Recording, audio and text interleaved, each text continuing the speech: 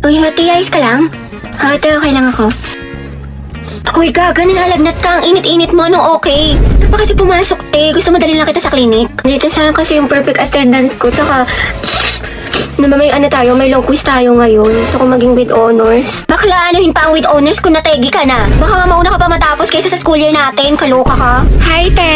Sama ka. Punta tayo Cloud9 tapos picture tayo sa Pinto Art Museum. Maganda dun, sis. Aesthetic. Bawal ako ngayon daw. Pwede may trangkaso ako. May sakit ka na naman. Di ba kagagaling mo lang? Ate ko, kotang-kota ka na. Mukhang favorite ka ni Lord. Gusto ka na niya kuhain.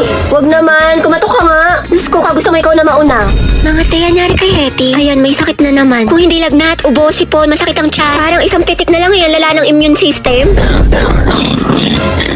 Halabi, ano, kaya pa? Sis, parang konti na lang luluwa na yung baga mo. Hetty, wala pang New Year pero grabe ang paputok. Pero mas malatong pa sa chicharon. Uy, Hetty, ang hina talaga ng resistensya mo. Every month lagi ka na lang may sakit.